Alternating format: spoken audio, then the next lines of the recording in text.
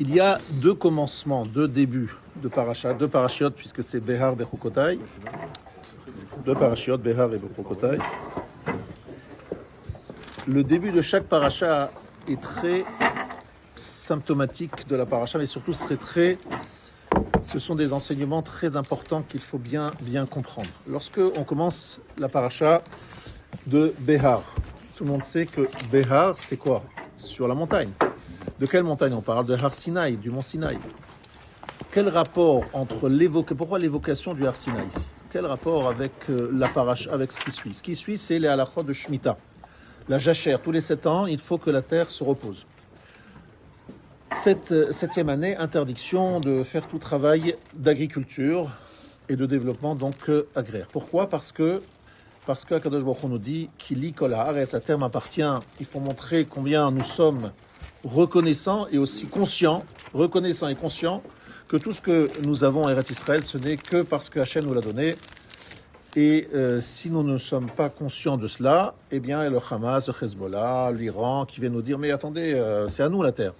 Si on vient nous contester la terre, c'est que quelque part on nous dit Mina Shamaim que nous ne sommes pas tellement conscients que la terre nous est un cadeau à condition nous est offert par Akadosh Baruch Hu, et en particulier pour que nous fassions la mitzvah de Shemitah. Shemitah, c'est-à-dire tous les 7 ans arrêter tout travail agraire. On imagine qu'est-ce que ça veut dire à l'époque où toute la production, l'économie mondiale dépendait de l'agriculture. Il n'y avait pas de système d'informatique et de data et d'intelligence artificielle. C'était vraiment l'agriculture. Donc ça veut dire qu'on arrête toute l'économie. Pendant 1 an, on dit bon, on va se débrouiller, on s'en sort. C'est un acte extraordinaire de confiance en Akadosh Baruch Hu. Comme vous le savez, c'est le béaba de cette paracha. Simplement, la question que tout le monde pose et que chaque fois on y pose, c'est pourquoi est-ce que c'est écrit Behar Sinaï? Qu'est-ce qu'on veut nous apprendre à Har Sinaï? Qu'est-ce que dit Rashi? De la même façon que la Shemitah a été donnée dans tous ses détails au Sinaï, toutes les mitzvot ont été données au Sinaï. C'est que Sinaï, c'est un lieu où a été donnée la Torah écrite, la Torah orale, dans tous ses détails. Tout vient du Har Sinaï. Qu'est-ce qui se passe? Pourquoi le fait de dire Har Sinaï? Pourquoi est-ce qu'on insiste sur le lieu? L'important, c'est de dire que la Torah a été donnée à 100%, totalement. Ici, on a l'impression qu'on focalise sur la notion de géographie. Har Sinaï, c'était sur le mont Sinaï. Donc en fait, on veut qu'on se retrouve sur le Sinaï, qu'on réfléchisse qu'est-ce qui s'est passé au Har Sinaï. Qu'est-ce qui s'est passé au Har Sinaï? Je rappelle que le début de Pirkei Avot, c'est aussi la même chose. Pirkei Avot, ça commence aussi comme ça. Moshe Kibel Torah mi Sinaï. Il a reçu la Torah de Sinaï. Qu'est-ce qui se passe à Sinaï de spécial? Alors déjà, il faut comprendre que lorsqu'on est arrivé devant Sinaï, tout le monde sait cette fameuse parole de nos Chachamim, que Ish Echad Velev Echad. Sous la forme allusive, la Torah nous fait comprendre qu'à cette occasion-là, où ils sont arrivés devant le Sinaï, il n'y avait absolument pas la moindre dispute, discussion, tension. C'était Echad, c'est-à-dire tout le monde était uni. Donc on se dit, ça tombe bien, voilà, ça tombe bien, la Torah doit être donnée à tout le peuple juif, dans l'unité, magnifique, l'unité du peuple juif, Echad, etc. Tout ça c'est magnifique, sauf qu'il faut comprendre ici qu'il y a autre chose. La Torah veut nous dire que Sinaï, c'est pas simplement un lieu où les juifs étaient gentils et ils se sont bien comportés. D'accord, c'est sympa, c'est pas évident d'ailleurs, mais c'est magnifique. Mais c'est pas ça qu'on va nous dire, on va nous dire que c'est un lieu de Echad, où tous se réunissent, c'est-à-dire les hommes se réunissent entre eux, mais aussi la Torah est donnée du ciel. Ça veut dire en fait la Torah c'est le trait d'union entre le ciel et la terre. Har Sinaï, ça veut dire c'est le trait d'union entre la ciel. Hachem dit je descends le monde, le ciel vers la terre. Alors il faut bien comprendre ça, il faut bien comprendre de façon suivante. Nous on a l'impression qu'il y a 2 mondes, qu'il y a des obligations qui sont les obligations de la Torah, qu'il y a des devoirs. On n'arrive pas à avoir de la cohérence là dans tout ça. On voit plein de choses, on dit voilà c'est intéressant, tiens on va ajouter un peu de poivre, un peu de machin, mais on ne se rend pas compte de ce que ça veut dire véritablement ce que nous faisons lorsque nous faisons la tfila ce matin, lorsque nous allons faire la tfila ce soir, lorsque nous faisons Shabbat. Qu'est-ce que ça représente? C'est quoi cette idée de Shemitah? En fait, Akadosh Baruch Hu nous dit j'ai un projet dans le monde. J'ai un projet très important qui s'appelle Echad. Le mot Echad, on peut l'expliquer pendant des heures. Et ce sera peut-être même le thème, d'après ce que j'ai compris du Rambral, de toute l'histoire, de toute notre, ce qu'on appelle le Olam Haba, le monde futur qui est éternel. Echad, ça peut se comprendre de millions de façons, de milliards de façons, et de façon beaucoup plus profonde que ce que je vais dire maintenant. Mais déjà, comprenons. Qu'est-ce que c'est Echad? Je voudrais vous parler d'une mida qui s'appelle la mida Tiferet. Tiferet, ça veut dire la gloire, la beauté, etc. Mais ça veut dire en fait l'harmonie. Qu'est-ce que ça veut dire l'harmonie? C'est très intéressant d'analyser notre personnalité. Nous sommes tous en quête d'harmonie. Ça veut dire, qu'est-ce que nous cherchons? Nous cherchons que le lieu soit rangé à sa place, que chaque chose soit à sa place. On cherche à ce que nous ayons véritablement, nous cherchons d'avoir une harmonie avec notre épouse, avec notre travail, avec notre limoud, etc. On cherche de l'harmonie, c'est quelque chose qui est au fond de nous. Lorsqu'on voit un lieu bien agencé, on se dit « Ah, c'est beau, j'ai envie d'y aller ». Et lorsqu'on voit le balagan, le désordre, on dit « Oh bon, j'ai juste envie d'une chose, c'est de partir ». C'est intéressant de voir que c'est au fond de nous, et c'est d'ailleurs même au niveau des enfants, vous le voyez. Et ce que nous devons retenir de cela, c'est qu'en fait, Akadosh Baruch Hu, lorsqu'il donne la Torah et qu'il marque Sinaï, il dit c'est un lieu qu'il ne faudra jamais oublier parce qu'à cet endroit-là, s'est révélée une dimension qui ne s'était pas révélée avant et qui ne se révélera plus que jusqu'à la fin des temps. C'est la notion d'harmonie, c'est-à-dire de faire en sorte que ciel et terre se rejoignent. On dit que Hachem est descendu avec des myriades de malachim et qu'il a descendu le ciel, entre guillemets, sur la terre. Et que sur le mont Sinaï, il y a eu une sorte de baiser, entre guillemets, entre le monde d'en haut et le monde d'en bas.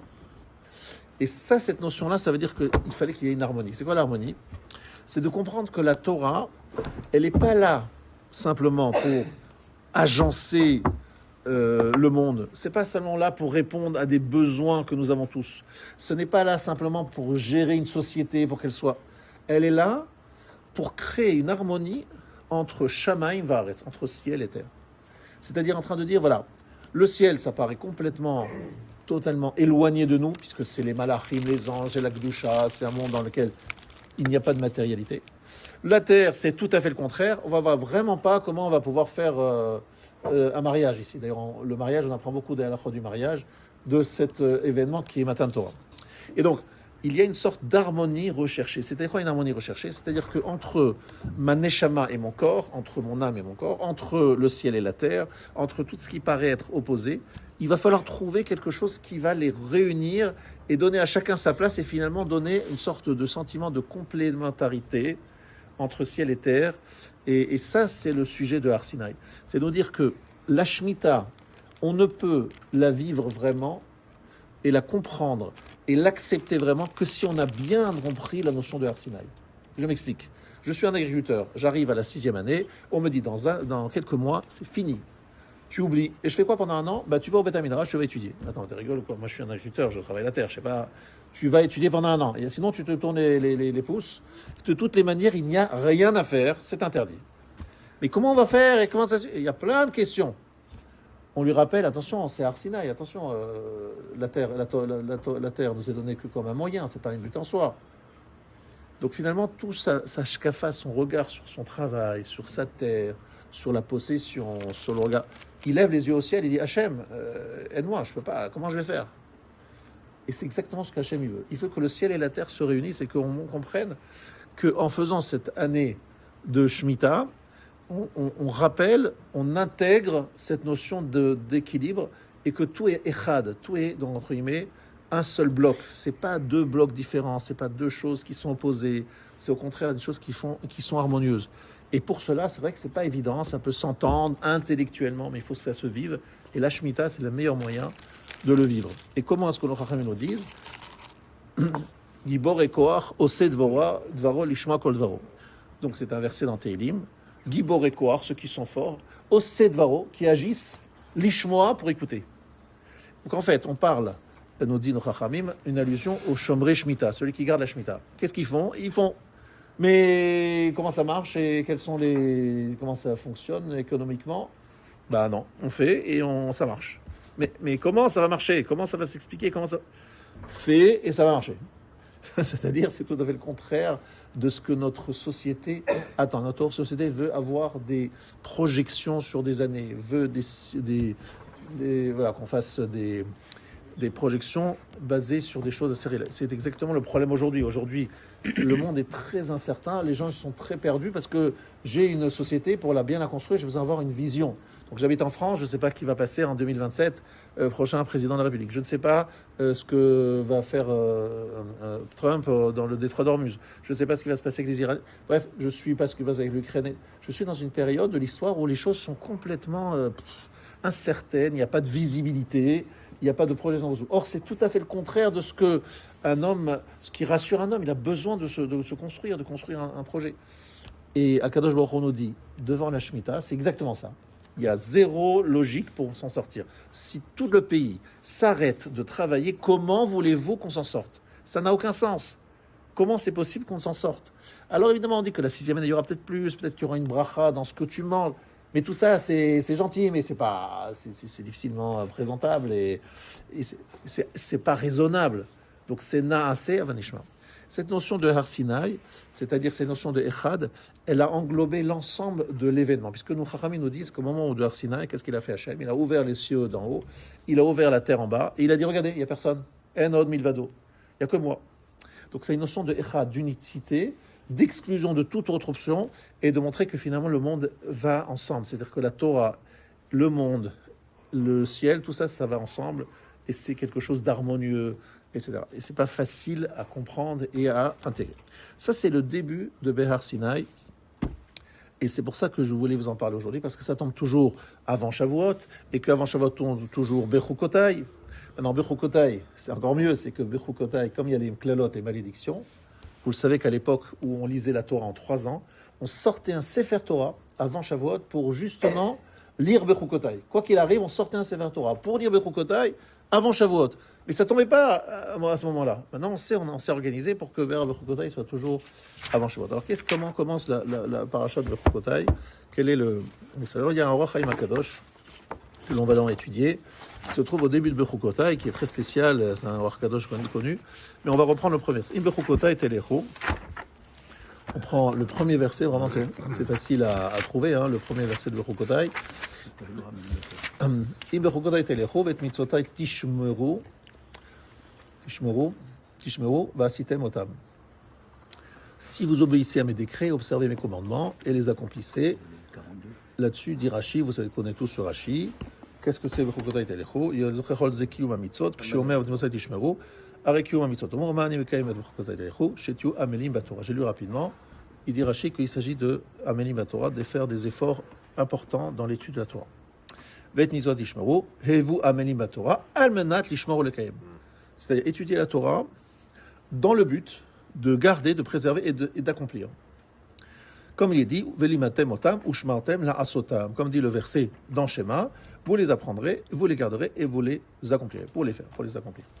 Donc ici, Rashi nous sort du chat d'explication simple des versets en nous disant qu'il s'agit ici de Hamal HaTorah. Il y a un Or Chaim HaKadosh très connu, très connu, parce qu'il est spécial, il donne je ne sais combien d'explications, beaucoup d'explications sur le verset 42, voilà.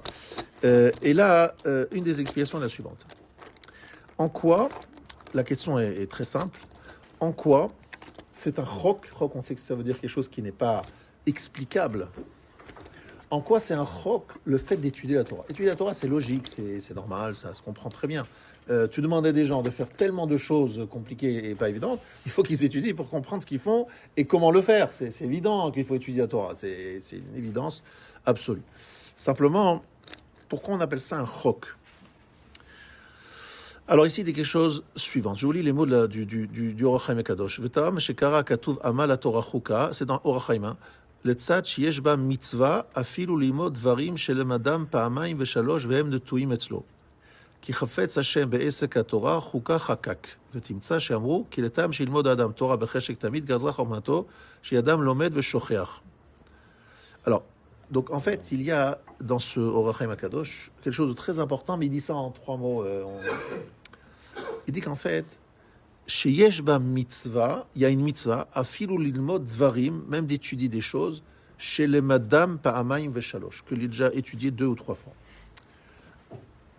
Une Torah que vous connaissez par cœur, vous avez déjà vu ça plein de fois, vous la connaissez par cœur. Est-ce que c'est une mitzvah de l'étudier à nouveau? Je la connais. A priori, logiquement non, parce que la Torah, c'est pour m'apprendre des choses, pour me faire découvrir des nouvelles choses, ou pour mettre le doigt sur des choses que je fais mal, etc. Mais quelque chose que je connais, que je maîtrise parfaitement. Est-ce qu'il y a une mitzvah de relire, d'étudier cette chose-là que je connais parfaitement? La réponse est oui. Mais pourquoi? C'est pas logique. C'est pas logique du tout. Eh bien non, c'est un chok, c'est-à-dire c'est une loi qui ne s'explique pas. Il n'y a pas d'explication logique. Chok, je vous demande de dire et de lire des choses que vous avez déjà vues. Ce n'est pas une raison pour ne pas faire des choses nouvelles. Mais même si vous refaites des choses déjà connues, eh bien, vous avez accompli une mitzvah, la mitzvah de Limud HaTorah. Mais qu'est-ce que j'ai appris? La mitzvah, c'est Veshinantam, Velimatem, c'est apprendre. Je n'apprends rien. Je répète des choses que je connais. C'est pas un chok, c'est pas quelque chose qui est bizarre. Voilà ce que dit ici. Qui chafetz Hashem be'esek HaTorah. Hashem veut l'occupation de la Torah. Chukak chakak. C'est comme un chok. Alors, maintenant, il ajoute que, effectivement, Kadosh Baruch Hu, Baruch Hashem, il a décrété qu'on oublie. Donc, finalement, c'est vrai que si on ne révise pas, on oublie. Et donc, ça peut se comprendre. Parce que si l'homme n'apprend pas, oublie, ben, c'est ça, il faut qu'il répète plusieurs fois. Mais oui, mais pourquoi Hachem, il a fait en sorte qu'on oublie? Pourquoi? Parce qu'Hachem, il veut qu'on étudie. Donc pourquoi on étudie et qu'on soit plus motivé? Il nous fait oublier, comme ça on va refaire, jusqu'à qu'on répète et on répète. Oui, mais maintenant, j'ai pas oublié pour l'instant. Oui, bon, révise encore une fois, parce que de peur, tu vas oublier. Mais c'est quoi cette idée-là? À quoi ça sert? C'est ça la question que je vous pose. Pas le Rachaim, mais le Rachaim, j'ai très bien compris ça. Même dans nos premières tables, on avait l'oubli ou pas? Alors, les premières tables, on dit qu'il n'y aurait pas eu l'oubli si on avait reçu les premières tables. On a reçu les deuxièmes. Et donc, s'il y avait eu les premières tables, on en parlerait si on recevait les premières tables. Pour l'instant, on ne les a pas reçues. Donc, on va parler de notre situation à nous. Nous avons reçu les secondes tables et l'oubli existe.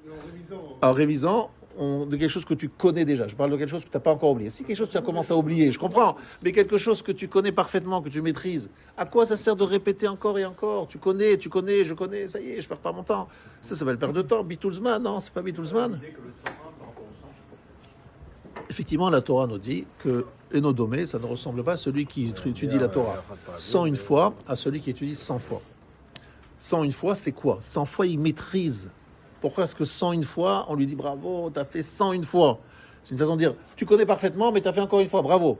Mais c'est vrai que c'est une question. Pourquoi cet intérêt de nous faire répéter des choses qu'on connaît déjà? En quoi c'est une mitzvah de le faire? Quel est le sens? Quel est le sens de cette mitzvah? C'est ça que je suis en train de dire. Quel est le sens de cette mitzvah? Puisqu'on n'a pas oublié pour l'instant.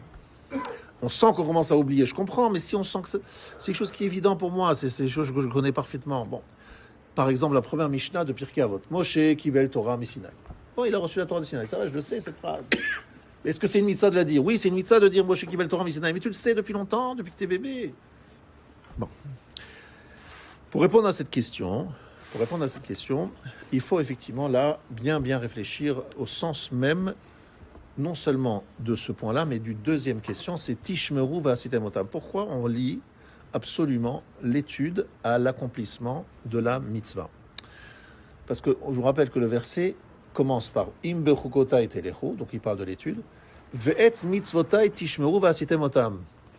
Et il parle de préserver, de garder et d'observer les commandements et de les accomplir. Et qu'est-ce que dit Rashi? Et vous amelim batorah almenat lishmor ou lekayem. Efforcez-vous de bien étudier la Torah à condition, dans le but de se rappeler donc et de les accomplir, de les mettre en pratique. La question que je vous pose est très simple. Enfin, c'est pas la mienne, c'est la question du Rav David Cohen. C'est pourquoi est-ce qu'on insiste sur le fait que Tiyu Amelim, donc Amelim c'est un effort.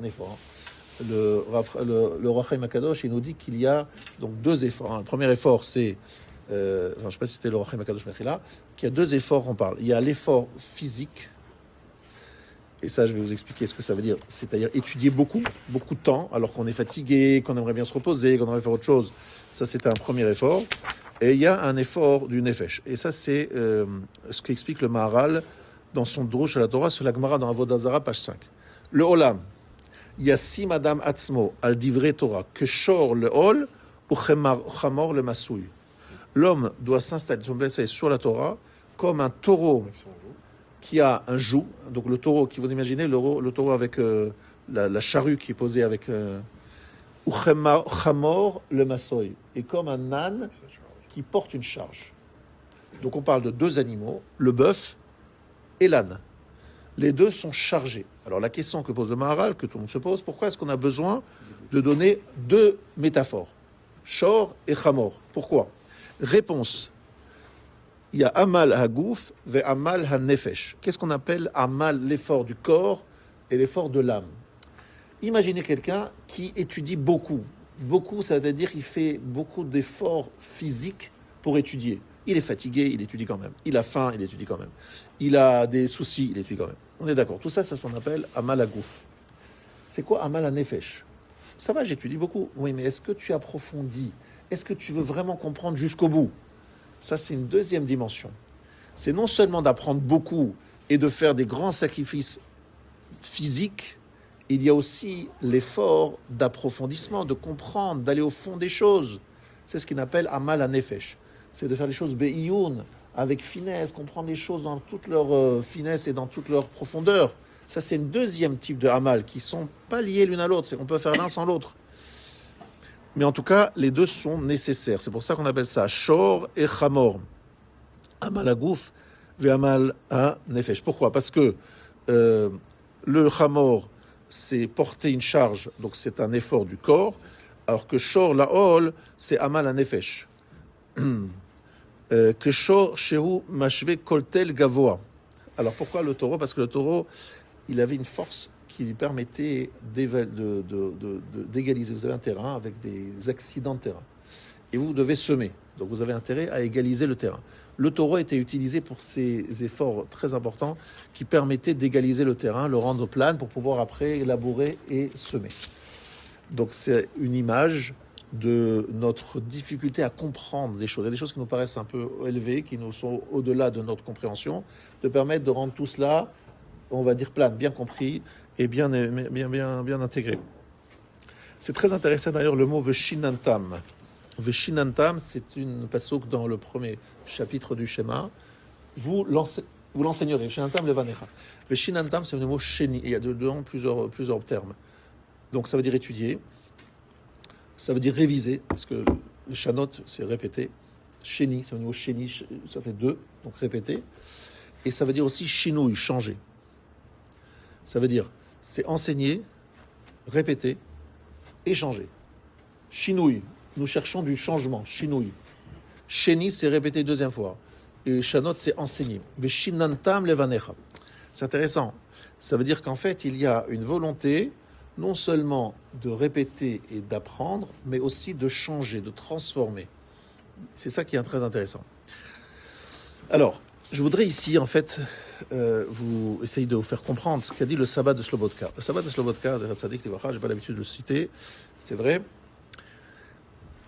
va s'attaquer à une Gemara que vous connaissez tous, mais qui n'est pas facile à comprendre. Pendant de longues années, Beth Shammai et Beth Hillel ont réfléchi. Qu'est-ce qui est plus important, le Talmud ou le Maaseh? Est-ce que c'est l'étude ou l'action? Qu'est-ce qui est plus important? Ils sont arrivés à la conclusion que c'était l'étude qui était le plus important. Pourquoi? Chez Talmud, mais vili des Maaseh. Parce que l'étude amène à l'action. Alors tout le monde se demande, mais si vraiment tu dis c'est plus important l'étude parce que ça amène à l'action, c'est que c'est l'action qui est principale et pas l'étude. Vous comprenez? Ça, c'est la question que tout le monde pose. Alors ici, le Rav, il nous dit comme ça. Beze ha'maaseh atzmo ne'epach leTorah, kivan she'aTorah mitkayemet al yedei maaseh hamitzvah, shem ha'poel yotzeh shel haTorah bechaye ha'maaseh. Et ça, j'aimerais que vous compreniez la finesse qu'il y a ici. C'est une finesse, j'espère être bien compris, parce que ce que je vais dire maintenant, c'est la partie la plus, on va dire, délicate de mon shiur. La Torah que je mets en pratique. Voilà, la Torah mise en pratique. D'après le sabbat de Slobodka, il dit le Maaseh atzmo ne'epach le Torah. L'acte lui-même se transforme en Torah. C'est-à-dire, j'agis, je fais une mitzvah, et il dit le Rav, cet acte-là, c'est aussi Torah. C'est en même temps une action de mitzvah, mais c'est aussi Torah. Pourquoi? Kivan she'aTorah mitkayemet al yedei maaseh hamitzvah, parce que la Torah va se pouvoir tenir par l'action de la mitzvah, Shem ha'poel yotzeh shel haTorah bechaye ha'maaseh, qui est donc l'œuvre que réalise la Torah dans l'action de la vie de tous les jours. Et tout cela se fait par, justement, l'étude et l'approfondissement de la Torah. Et je vais vous expliquer ce que ça veut dire, et j'espère être bien compris. Prenons des exemples très concrets, parce que lorsqu'on est dans des choses très concrètes, les choses sont mieux comprises, beaucoup mieux comprises. Donc, par exemple, on va étudier à la Chod Shabbat. Donc, on va étudier Be'iyun, avec approfondissement, toutes les règles et les détails de Chod Shabbat. Arrive Shabbat, et vous allez mettre en pratique ce que vous avez appris. Comment vous allez voir et analyser votre pratique du Shabbat après l'avoir étudié avec beaucoup d'approfondissement. Imaginons que vous avez étudié le kidouche, la halachot du kidouche, qu'est-ce qu'il faut faire dans le kidouche, comment le faire exactement, etc. Vous avez étudié longtemps, et puis maintenant arrive l'heure du kidouche, vous faites le kidouche. En faisant le kidouche, je vous dis, tiens, pourquoi je fais ça maintenant? Oui, parce que c'est écrit dans le Mishnah Bora, dans le Shulchan Aruch, dans le Kaf HaChaim, dans le Ben Ishraï, bref, partout, c'est écrit qu'il faut faire ça. Donc là, je fais exactement comme c'est écrit dans tel et tel livre. C'est pas que j'ai étudié. Qu'est-ce que vous faites au moment où vous pratiquez la mitzvah? Vous mettez en pratique une connaissance que vous avez de la mitzvah, vous la mettez en œuvre dans l'action. Est-ce que c'est autre chose que de la Torah? Et je vais vous expliquer comment ça s'explique en français. Ça s'appelle l'apprentissage. Si par exemple je prends un apprenti, et par exemple un apprenti dentiste, je vais prendre ça vraiment tout à fait au hasard. Donc je dis, monsieur, venez dans mon cabinet, d'accord? Vous avez appris la théorie, oui, j'ai appris la théorie, tout ça. Maintenant vous allez prendre un cobaye, j'ai trouvé un bon cobaye. Et on va maintenant, je vais vous expliquer comment je fais. Alors je vous explique comment j'agis. D'abord, je le fais moi, puis après, je lui donne la possibilité de faire certaines choses, puis après, au fur et à mesure, il fait de plus en plus de choses. Et au fur et à mesure, lorsqu'il est en train de mettre en pratique, n'est-il pas en train de mieux comprendre et de mieux, finalement, être dans la Torah de ce qu'il a fait? Il a étudié la théorie, mais bon, c'est compliqué avec la théorie. Là, il nous met en pratique, et là, il se dit, ah, je comprends bien maintenant je comprends ce qu'on a voulu me dire. Parce que là, je vois comment ça se fait, comment ça se réalise, comment ça se met en pratique. Ça s'appelle l'apprentissage. Mais l'apprentissage est basé sur deux choses. La réflexion, c'est-à-dire la description de ce qu'il faut faire, la théorie, puis après la mise en pratique. La mise en pratique, c'est aussi de l'apprentissage, c'est aussi apprendre. Donc en fait, lorsque la Torah me dit des choses, elle me dit, tu sais comment il faut faire ci, tu sais comment il faut faire ça, et comment agir et ceci. Je dis, oh là là, donc lorsque je vais la mettre en pratique, je vais comprendre d'où ça vient et comment ça vient, et je suis en train de faire de la Torah en pratique, mais de la Torah mise en pratique. Alors pourquoi ça se passe comme ça? Parce qu'en fait, l'être humain, il est composé d'un corps, et le corps est omniprésent. Donc il y a deux façons. Il y a celui qui se dit, écoutez, moi, je suis dans ma tour d'ivoire, je fais le minimum de mitzvot, je fais le maximum d'études de la Torah. Ce monsieur, on lui dit très bien, mais bon, il manque quelque chose ici dans ta vie, c'est que lorsque celui qui met en pratique la Torah, il associe son corps, tout le temps, à la pratique, à l'étude théorique qu'il a fait. Et le corps aide. C'est ça qui est très intéressant. Le corps devient un moré, une sorte d'enseignant qui dit à la théorie, au sechel, à l'intellect, mais tu sais, tu as compris pourquoi est-ce qu'il faut faire comme ça? Ah oui, je comprends, parce que maintenant je vois comment ça se passe sur le terrain, je comprends. Par exemple, il y a énormément de halachot midrabanan, énormément.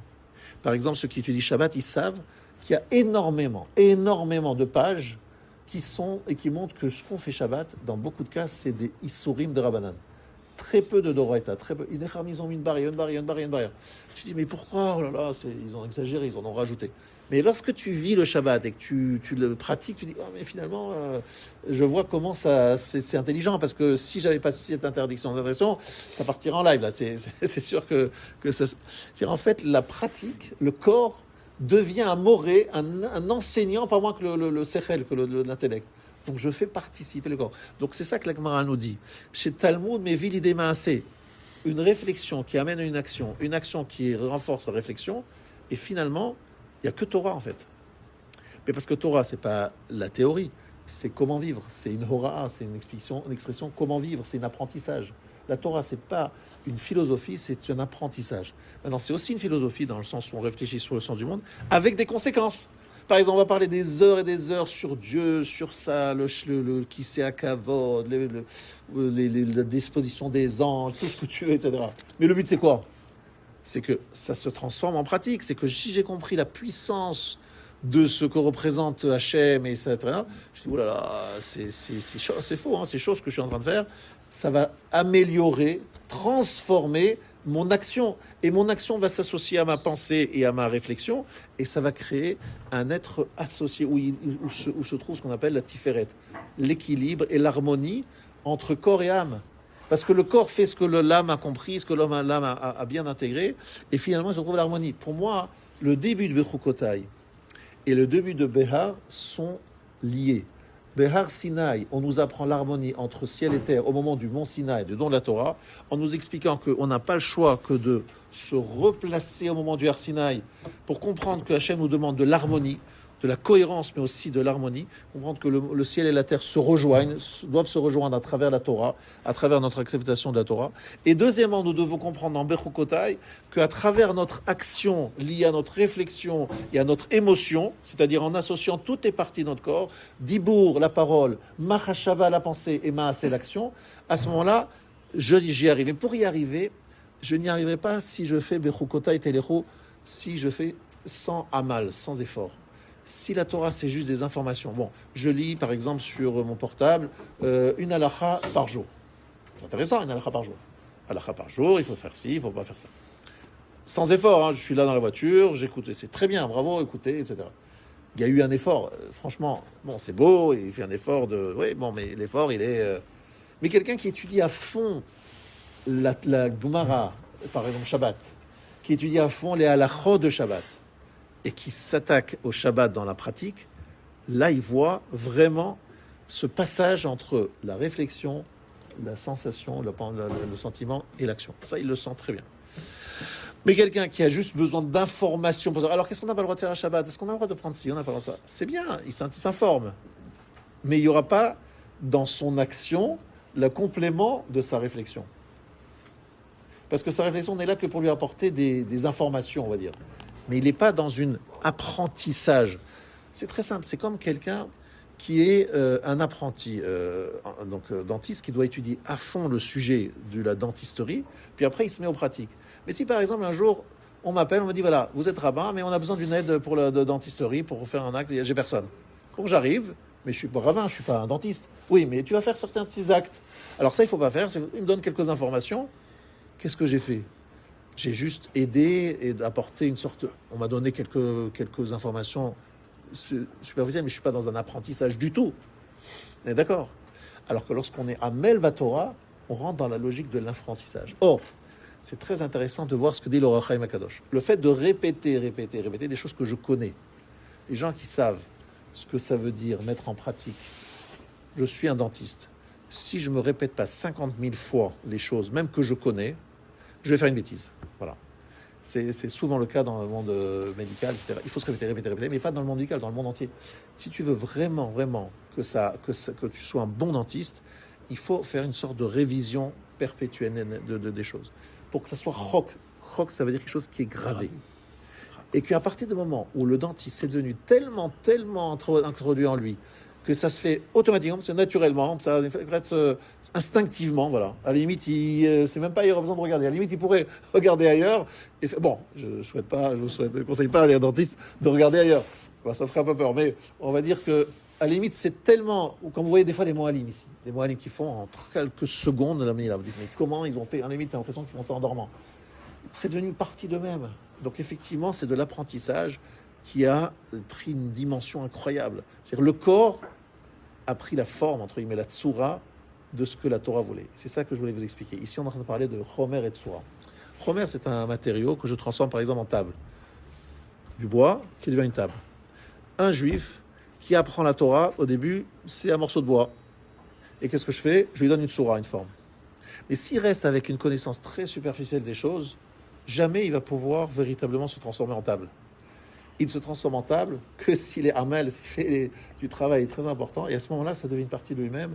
Et le monde se transforme en chokodai telecho, mitzotai tishmo vansitem otam. L'action suit logiquement la compréhension parce qu'elle fait partie de notre corps. Donc on a réuni corps et âme, corps et nefesh. Et à ce moment-là, on a réalisé ce que la Torah voulait. Et à ce moment-là, la Shemitah est possible. Parce que la Shemitah exige de nous un niveau d'intégration de ces éléments que je viens d'expliquer qui est énorme. La Shemitah, c'est le Mifran, l'examen. Est-ce que tu as vraiment intégré tout ce que je t'ai dit? Alors là, si tu étais un mal Torah, que tu as fait tout ce que je t'ai dit, il n'y aura pas de problème. Sinon, tu vas vivre des moments d'angoisse. Tu vas te dire, mais comment on va faire? Ah non, sans... Mais sinon, et si ce n'est pas le cas, ben, tu le comprends. Et bien, je voudrais vous dire quelque chose. Si on conteste notre présence sur Eretz Israël, et que dans Bechukotai, on parle du galou, de l'exil des Juifs, parce qu'ils n'ont pas respecté la Shemitah, c'est quoi la Shemitah? C'est un principe qui est de dire, Eretz Israël ne nous est pas donné sans condition. Eretz Israël nous est donné à condition. Et si on a tellement de gens qui veulent absolument reprendre la terre d'Israël, et des gens dans le monde entier qui reprennent à l'unisson les Palestiniens, vous le savez tous, tout le monde s'en fout des Palestiniens, et tout le monde, ça l'intéresserait beaucoup que de nous mettre tous à la mer. Pourquoi ? Parce qu'il ne faut pas qu'Israël appartienne au peuple juif tant qu'il n'a pas compris que tant qu'il n'aura pas intégré la notion de Shemitah, c'est-à-dire ce qu'elle représente au niveau théorique, au niveau du fait que Hachem nous dit c'est ma terre, li kolaret, cette terre m'appartient, li avadim, vous êtes mes serviteurs, dit Akadosh Baruch Hu à la fin de la paracha, c'est à vous, vous n'êtes pas à vous-même, vous ne possédez pas, vous ne appartenez pas, vous êtes chez moi, donc faites ce que je vous demande, je suis moi le propriétaire, le balabaït. Lorsque tu es invité chez quelqu'un, tu respectes ce que le propriétaire te demande de faire, ce que le maître de maison, l'hôte te demande de faire. Eh bien, Akadosh Baruch Hu dit, vous êtes chez moi, donc allons-y, faites ce qu'il y a à faire. Si vous faites ce qu'il y a à faire, personne ne contestera la terre d'Israël. Le jour où vous ne respecterez pas exactement, plein de contestations, des attaques, des machins, vous dites, mais qu'est-ce qu'ils veulent ? Qu'est-ce qu'ils nous veulent, ces gens-là ? C'est pas eux qui nous en veulent, c'est Hachem qui nous envoie un message qu'il faut reprendre la notion de Shemitah et ce qu'elle représente. Shabbat Shalom à tous.